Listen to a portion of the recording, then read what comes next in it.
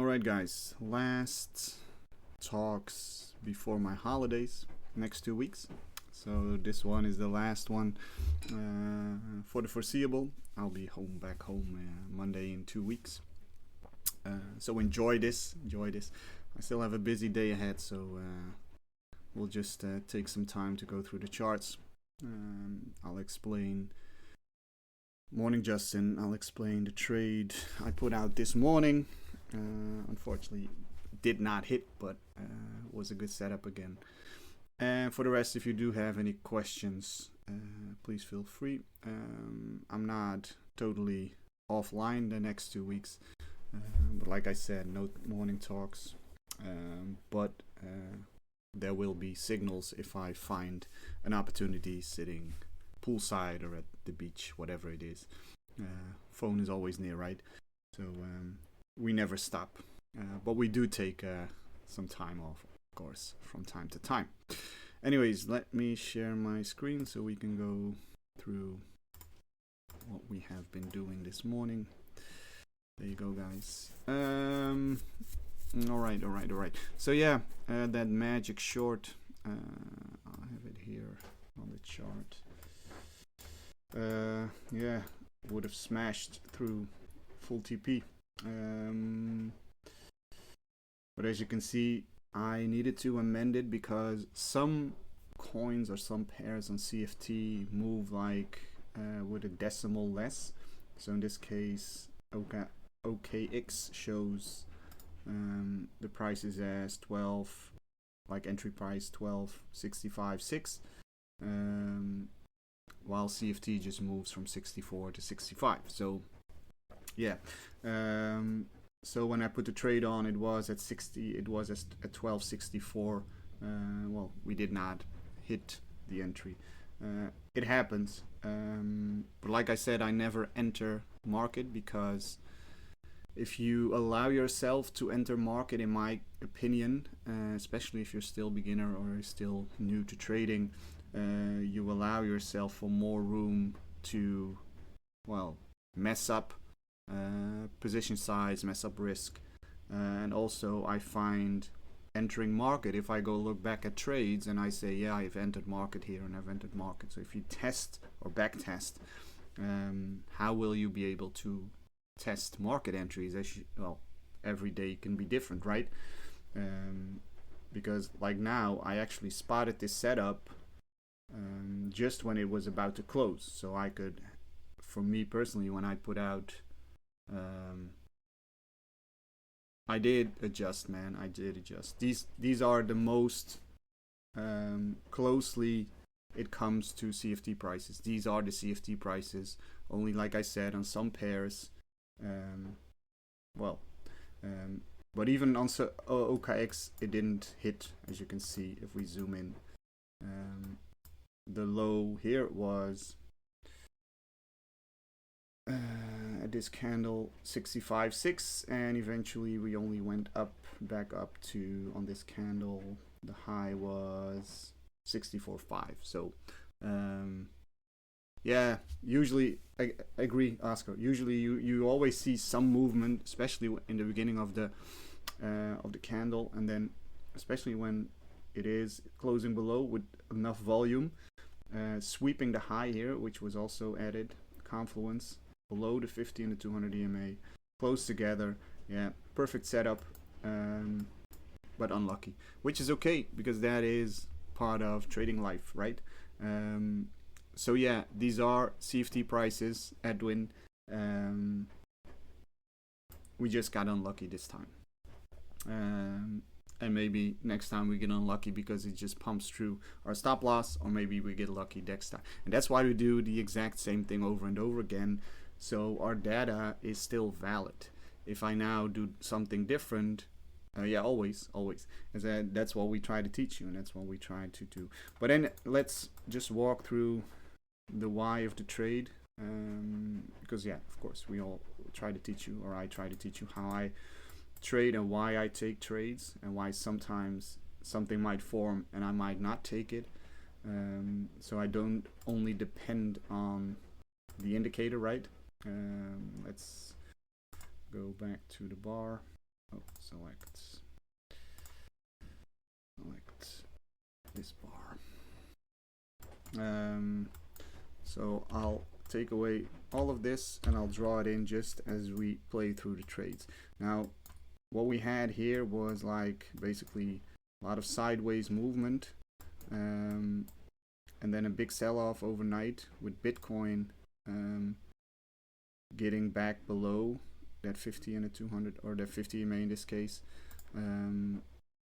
But what I found interesting here is that we tried to break back above the 200 EMA and we did not in this fair value gap that you can see here, but we did not get up higher, so we rejected here, which tells you something. It tells you that there is rejection at these prices, so support and resistance hit.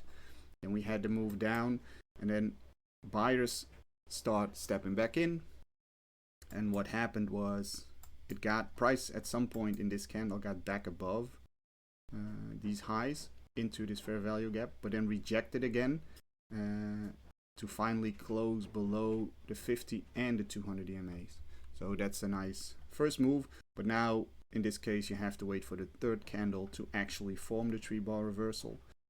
So as you see, the next candle does. It never gets back above.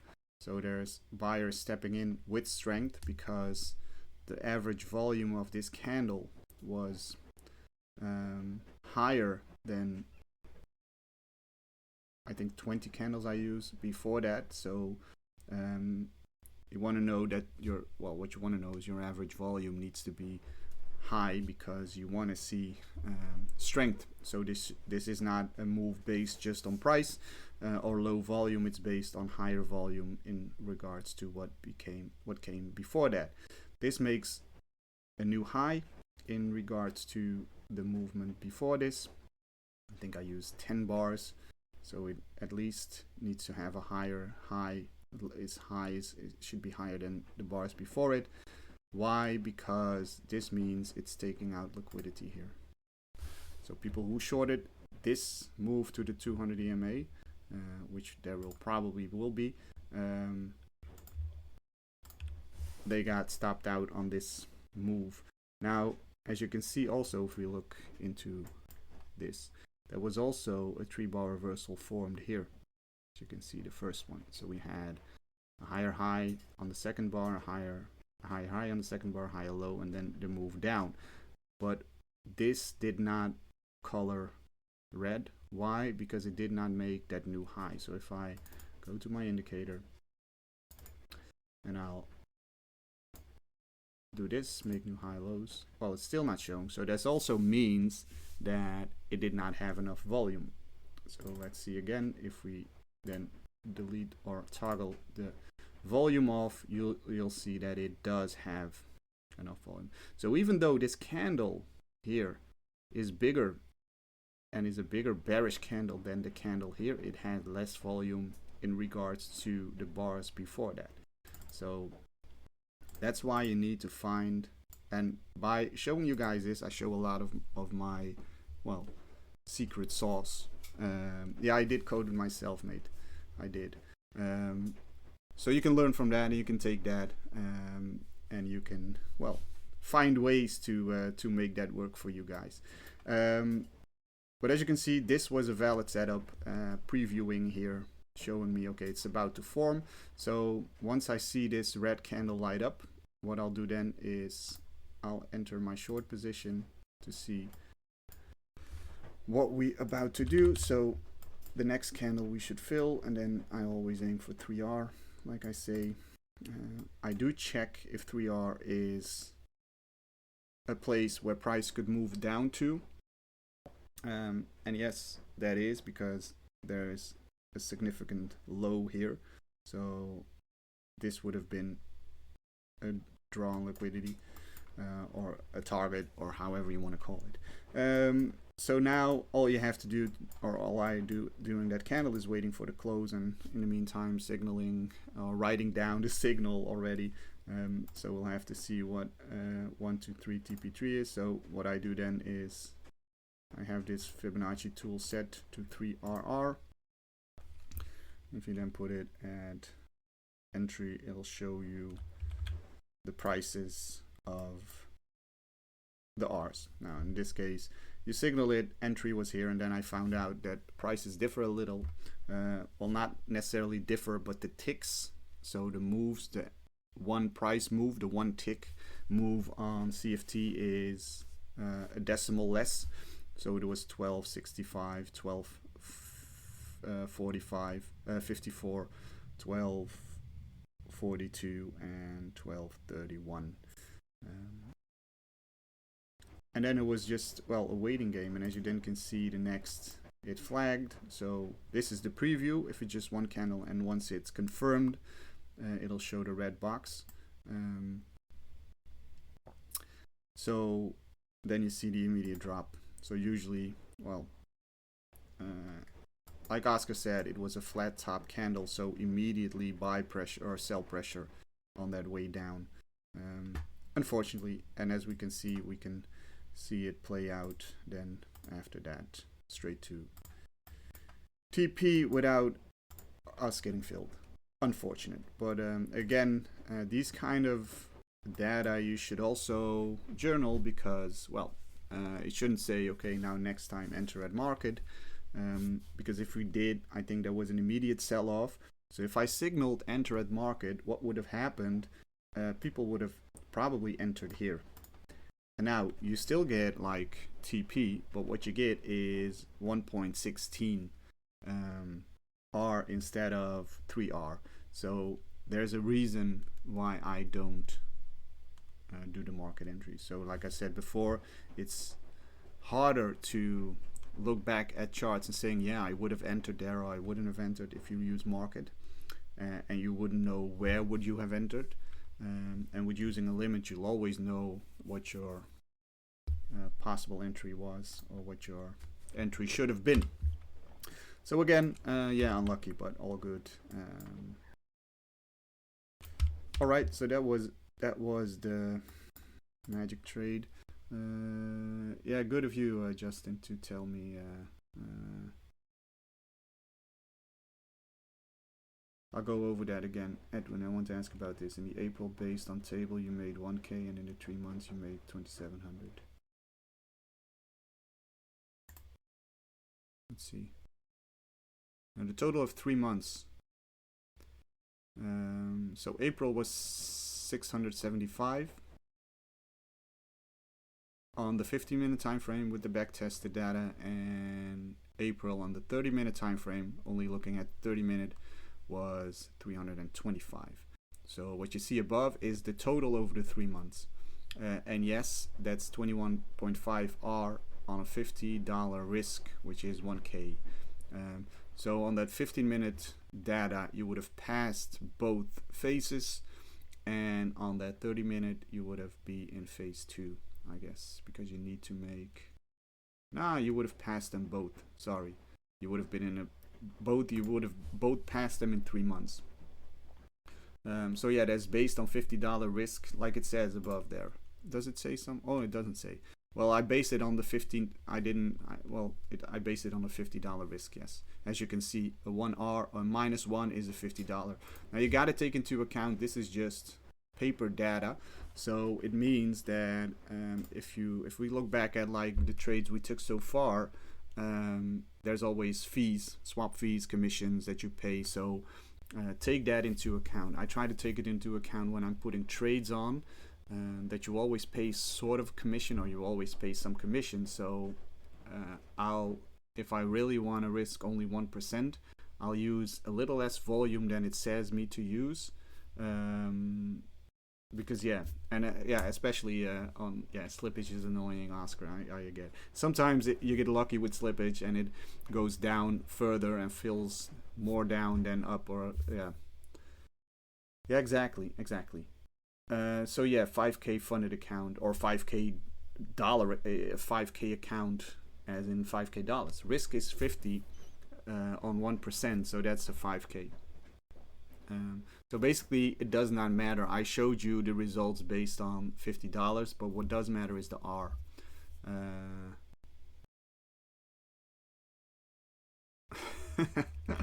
Yeah, it's terrible. So yeah, Edwin, it's based on a 5K account. If you can show screen account. Oh yeah, good. All right. Let me open up the dashboard. Give me a second.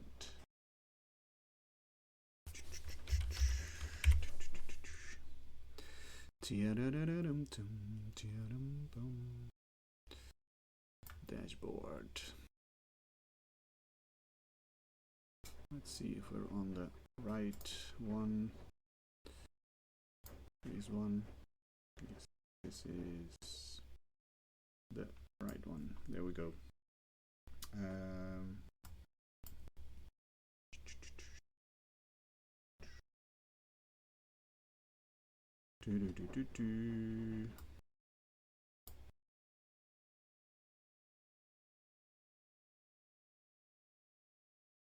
If you guys were paying attention, you just seen my full name, which I not necessarily want, but at the same time, it doesn't matter because you guys can Google me.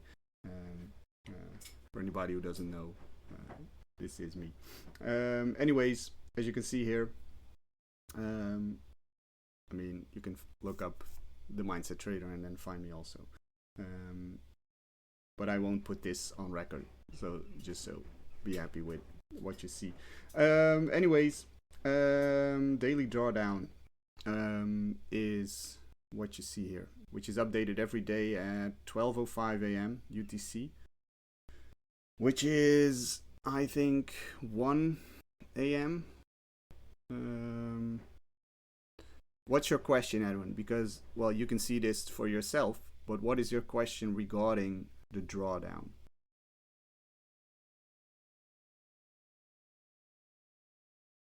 If you have a question, I can answer it because, well, here's your daily drawdown. So that's it. Make it a question and I'll answer it.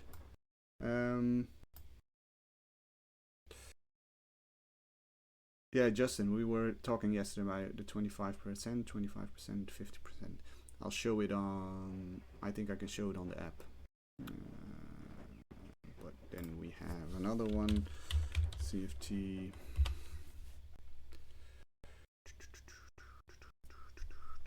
Launch app. Yeah. Let's see how it's calculated. Yeah, but you could, yeah, okay, it is that, Edwin, it is.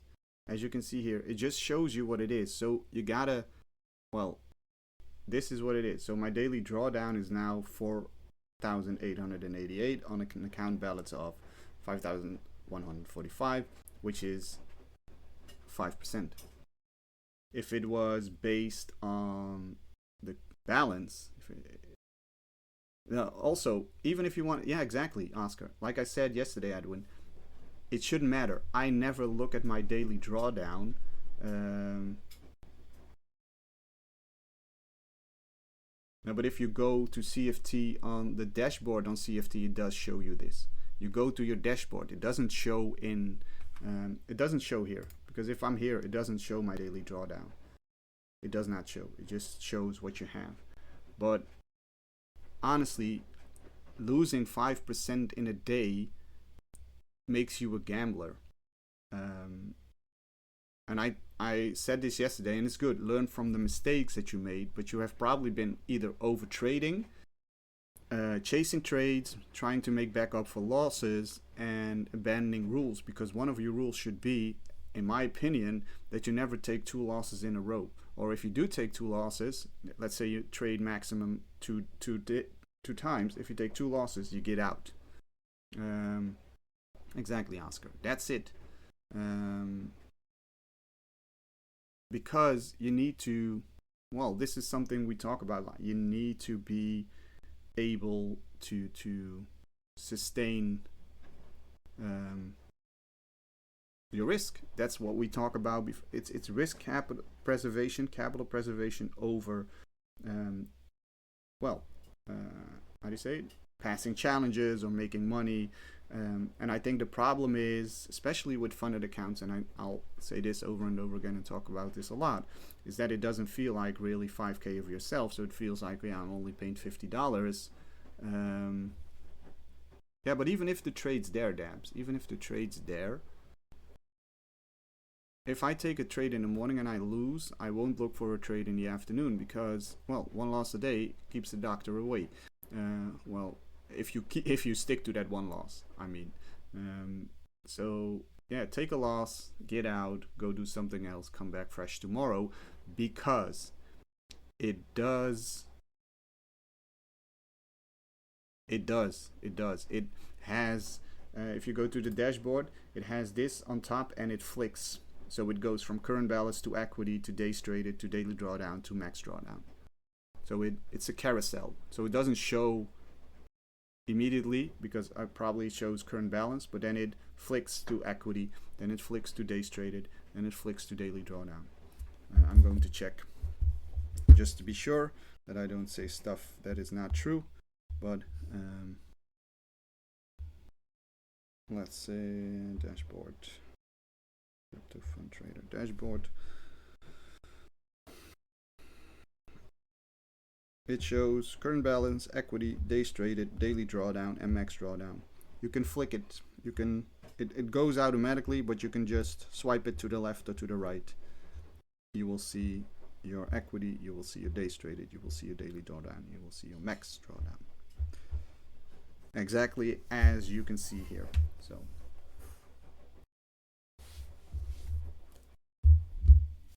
yeah, it is true, Justin. It is. I'll sometimes, if I find it really excessive, like, okay, so you're trading with either a 50K account on Maxi, or you're not having risk in check, but yeah, I think we talk about this so much in here, that if people don't take that into account, yeah, they will know, or I will know when they're gone because they go silent, or when they're gone because they haven't had risk in check and then lost too much, can't handle it. You won't be profitable in the long run if you're not able to, well, how do you say it? If you're not able to keep that risk in check. Yeah.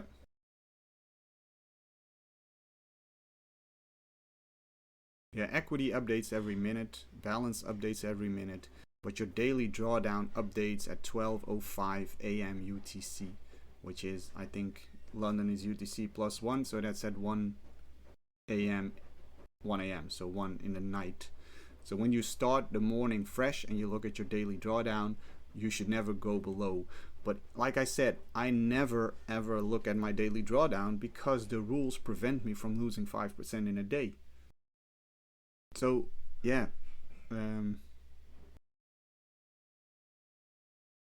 I guess people, well, we learn from it like now, and that should be good. So Edwin, that's the daily drawdown. It shows you on your dashboard on your phone. It shows you on your dashboard here.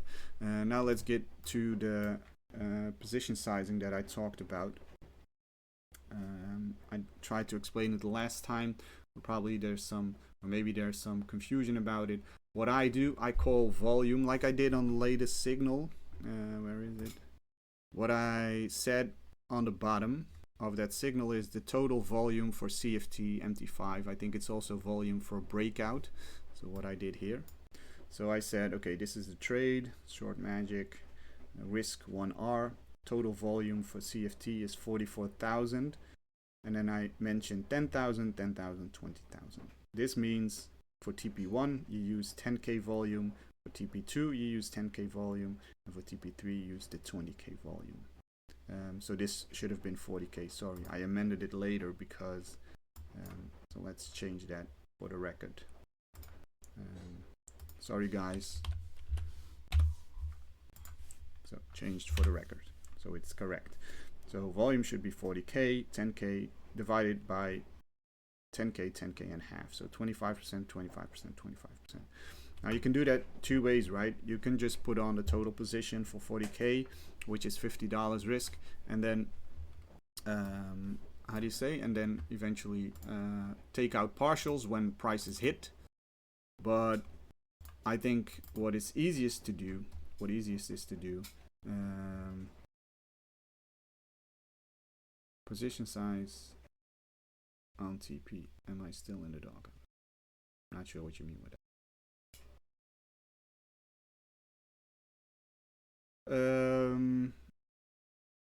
But what I wanted to say is that let's walk through that magic trade. So once you get to the magic trade, you can put a new order.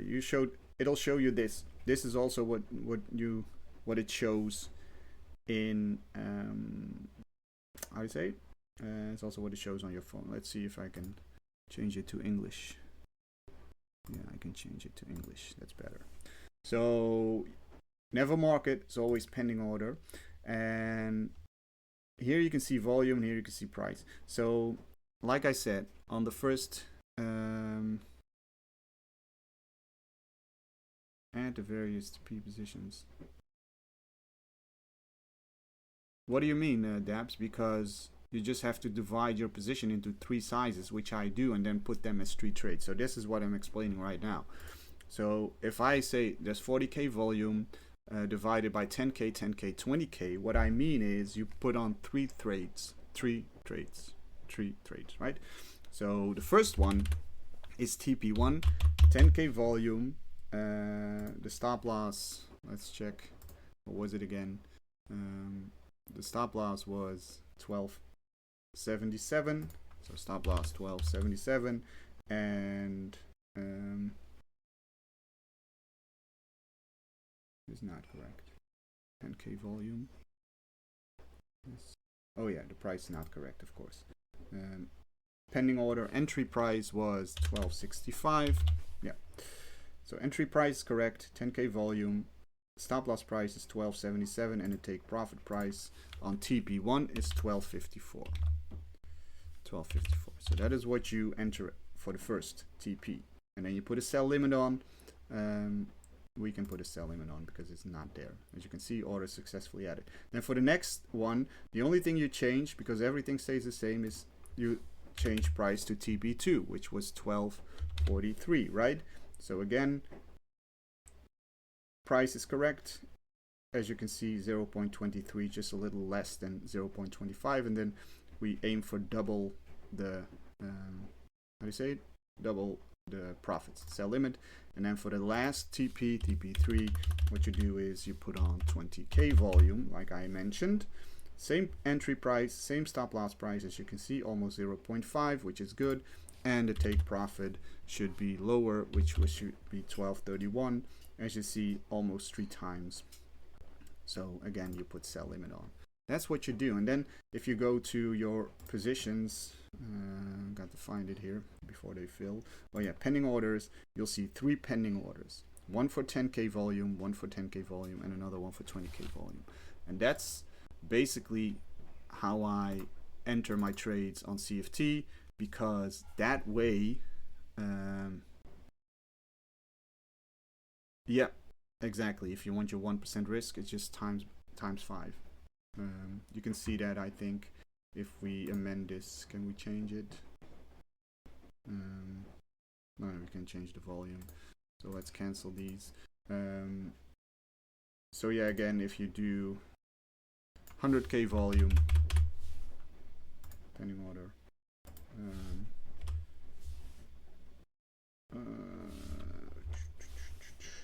100k volume with 1265, and with the stop loss of 1277, that's 25%. No, yeah, this is the highest. This is 50%. So yeah, that's correct, because your 25k is 2250. So yeah, correct. So that'll show you 125, which is half. Yeah, because this was the TP3. So yeah, that's correct. You can just time it by 5, and then times it, multiply by 5. It'll show you correctly.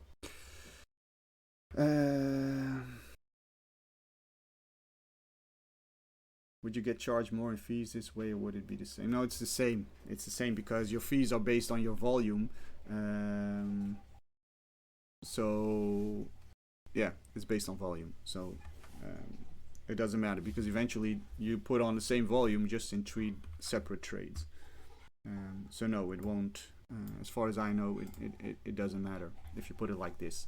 The only way it makes it easier so you don't have to set alerts and then forget to put on the trades, etc. So yeah, all good, all good. Well, that's exactly why I put 3 trades on, because you can't be, well, you're probably never able to take an alert, go to CFT, close your trades, like the trade we took the other day. That's, I think, the finest example. What was the 2R trade we took? Yeah, this one here. I'll show you. So yeah, you could have put in, like, if you put how do you say it? If you put no partials in, but you just take partials whenever we hit a level. So in this case, you would have probably got a little bit lower. So yeah, that's okay. But you probably would have missed this completely, because this was just a wick. So it was alert here. Then, well, wherever you are, you need to get to your phone, or you need to get on your phone. Maybe you're in a conversation or whatever. Maybe you're working. And what happens then is, once you get to CFT and you got the alert, it moved back up. So that's basically why I say follow my trades and follow them to the T if you want the exact same entries. There's a reason why I do what I do. And honestly, if you want to be on the challenge, you need to try to do it exactly the same. So yeah. Yeah, I would still advise you to do, because you will always have different, well, it will always have different, but again, do as you please. But honestly, like I said before, if you follow the challenge, try to follow it as strictly as possible. Now, I think what happens is, it's about teaching yourself the right habits, right? So what happens is, let's say I have a TP1 set, and I set an alert, and then it just blasts through it. And you might think, oh, maybe this is really the move up, or maybe this is really the move down. I'm not taking profits. I'll just leave it go. So it prevents you from not following rules. My rules are TP1, TP2, TP3, and 1R, 2R, 3R. That's all the rules. It's a rule-based system also for TP management. So you need to follow the rules. And if I only set alerts, I am not teaching myself to follow my rules. I'm teaching myself to, well, have some room to either not follow them completely, or so basically that's, well, what I'm trying to drill into you guys. Follow the rules of the way you trade. And of course, once you are on your own and developing your own system and developing your own way of trade, I'm not saying that what I do is the truth, and I'm not saying that what I do is how you should do it, but it does instill the discipline, the patience, and well, the rule-based trading.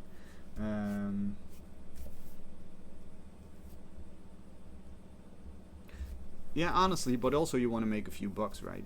It's true. It's about learning. But the learning idea is about eventually making money and understanding what your system is and doing the same thing over and over again. Because the more room you leave to make decisions on the go, the harder it becomes to be disciplined. And that is what I try to teach you guys over and over again. It is about the discipline. It is about teaching yourself, well, to I think what you want to do is that you want to keep the room for emotions or thoughts that are not helpful to take over and how do you say it, and well, mess you up in the long run. So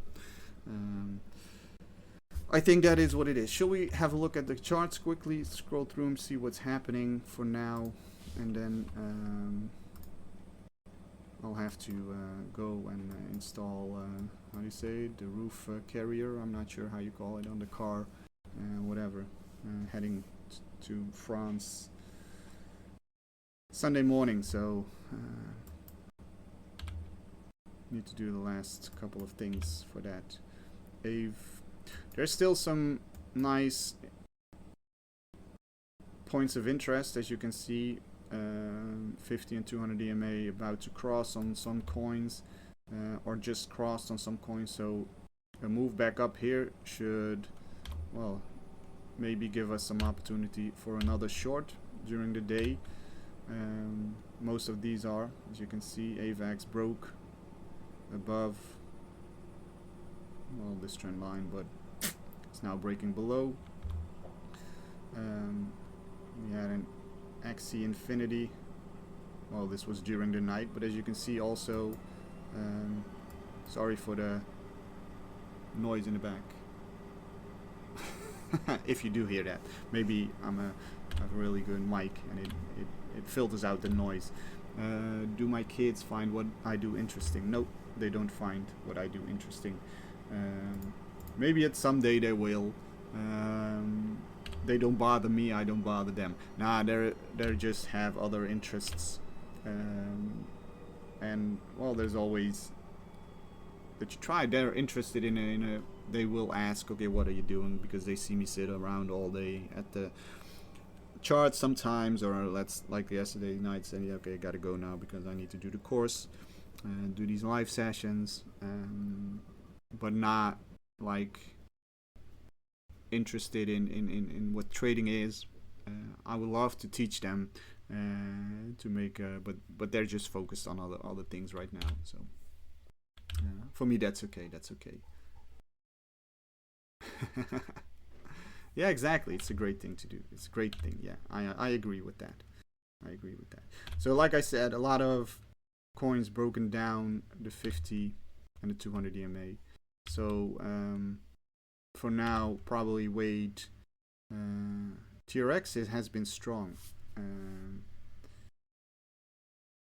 I'm actually long on Tron on my personal account, which got filled on this low here. It was an unfilled 3-bar on the 30 minutes. It was, yeah, it was this one. You can see here, which I liked because we had the impulse move up, and then we had this area right here. As you can see, it bounced, went to 1R, so we took profits here. Have stop loss at entry, but it's one of the stronger coins on the market right now. I like it. I didn't signal it because it was in the evening, so plus I do also take trades without you guys. Sorry, gotta make some money out of it, like nah, I can. So for the trades, for the, how do you say it, for the challenge, I'll try to stick to daytime, well, because I think that's when most people can follow my trades. And honestly, especially when I'm how do you say this, especially when I'm trading and signaling, I don't like to signal in the evening because that doesn't let me sleep. I do sleep well in the some cases that I have a trade running overnight, but like the last time, I think the first one for the challenge went into the night. Well, I'm then just restless, so I'd rather find trades in the morning or early in the afternoon, so well we can close it before end of day, right? So again, algo also, we'll be looking for a move here. Let's see, I think the golden pocket is a little bit lower now. Oh.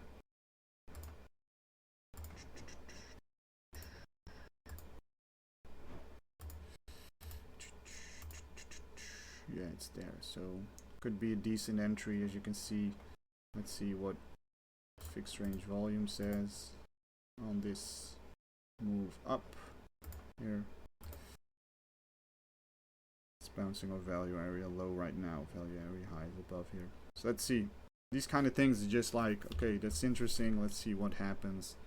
Um, Bitcoin right now, if you look at this move up, it's at value area low, bounced off it between 15 and 200 EMA. So long opportunities might arise again if we get this. If not, and we reject here, we might see lower because, well, we probably have on the higher time frame. This is, by the way, the 50 minutes I'm looking at.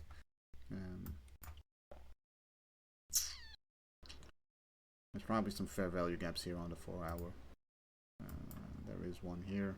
There is one below even 106. So yeah. Have I ever thought of testing automating it? Nope, because I don't trust any automated system, because you cannot replace the trader's eye for a chart. You cannot replace it, no way.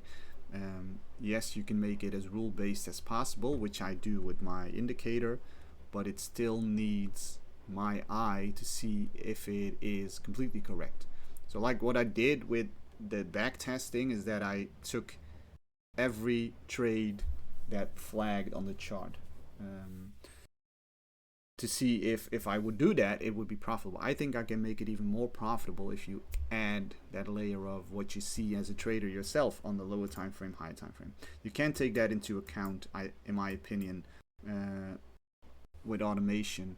I also think, or also believe, that backtesting, again, I did backtest that because I wanted to make sure and I wanted to have the data. But again, what I just did is I went through every day, every trading day over the last 3 months, and what I did was just go and flick through every chart on that day and see, okay, what was in time the first trade that I came across. And in some cases there was like a losing trade I came across first, and then later that day, a winning trade occurred.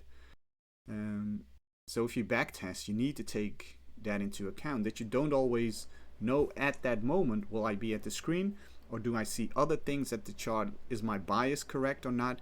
And some things you can take into account. So what I do is I'll look at the charts and I'll see at some point the 3-bar reversal form with my rules, and then you need to have like a little bit of, well, not a little bit, you need to have knowledge of the charts. Is this like the A+++ setup? And the plus plus plus is made by, in my opinion, my experience, and that's something you can't automate, because again, like what I backtested is, if I try to take the first trade that I see in a day, what is my outcome?